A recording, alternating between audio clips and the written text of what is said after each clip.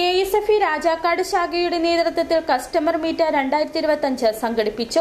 KSFE ഓഫീസിൽ സംഘടിപ്പിച്ച customer meet Rajakkad ഗ്രാമപഞ്ചായത്ത് 8ാം വാർഡ് മെമ്പർ ജോഷി കന്യാകുഴി ഉദ്ഘാടനം ചെയ്തു. ചർച്ചയിൽ ഉദ്ഘാടന വേദിയിൽ എന്നെ ക്ഷണിച്ച ഈ ബ്രാഞ്ചിന് എന്നോടുള്ള പ്രത്യേകം എന്റെ നന്ദി അറിയിക്കുകയാണ്. ഒപ്പം ഈ രാജാക്കാട് ഈ ബ്രാഞ്ചിന് ഈ വാർഡിന്റെ മെമ്പർ എന്ന നിലയിലും അതിലുപരി ഈ രാജാക്കാടിന്റെ പഞ്ചായത്തിന്റെ ഈ വാർഡ് എന്ന നിലയിലും എന്റെ എല്ലാ വക പിന്തുണയും ഈ ബാങ്കിൽ ഉണ്ടാകുമെന്ന് ഞാൻ ഇപ്പോഴേ പുറത്തു നൽകുകയാണ്.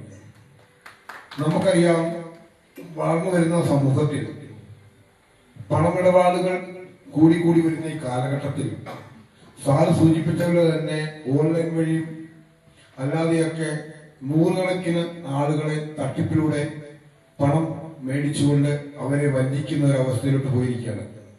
ഞാൻ കോൺഗ്രസ് പാർട്ടിയുടെ മണ്ഡലം പ്രസിഡന്റ് എന്ന നിലയിലും പൊതുപ്രവർത്തന നിലയിലും ഒത്തിരി ആളുകൾ എന്റെ അടുത്ത് വന്ന് ജോലി കൊടുക്കാം, അല്ലെങ്കിൽ പൈസ നിക്ഷേപിച്ചാൽ ഒത്തിരി പൈസ തിരിച്ചു തരാം എന്നൊക്കെ പറഞ്ഞുകൊണ്ട് ആളുകളെ ഇതിലോട്ട് ആകർഷിച്ചുകൊണ്ട് പണം തട്ടിയെടുത്ത് മുങ്ങുന്ന ഒരു സംവിധാനത്തോട്ട് ഇന്ന് മാറുമ്പോൾ അതിനൊക്കെ ഒരു ശാശ്വതമായ ഒരു മാറ്റം കണ്ടെത്തുവാൻ ഇവിടെ ഇരിക്കുന്ന എന്നെപ്പോലെയും നിങ്ങളെപ്പോലുള്ള ആളുകൾ വളരെ തയ്യാറാണത്.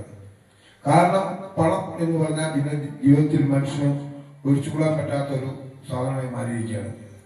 ഞാൻ 100 കൊടുത്താൽ ഇവിടുന്ന് 500 തരുമെന്ന് പറയുമ്പോൾ ആ പൈസയിലുള്ള നമ്മുടെ അമിതമായ ആവേശം കാരണം നമ്മളത് വേറെ കാര്യങ്ങൾ അന്വേഷിക്കാതെ അവരെവിടെ കൊണ്ട് കൊടുക്കുകയും അവസാനം നമ്മൾ തട്ടിപ്പെട്ടിരിക്കുകയും ചെയ്യുന്നു. എന്താണെങ്കിലും KSFE സംബന്ധിച്ചോളം എനിക്ക് വളരെ അറിയാവുന്ന ഒരു ബ്രാഞ്ചാണിത്.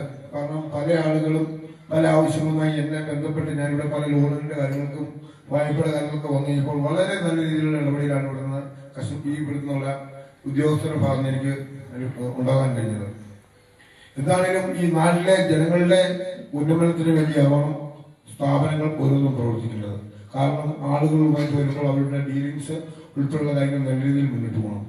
എന്താണെങ്കിലും ഈ നാട്ടിൽ ഇങ്ങനെ സ്ഥാപനം ഉണ്ടായതിന് എനിക്ക് അഭിമാനമുണ്ട്.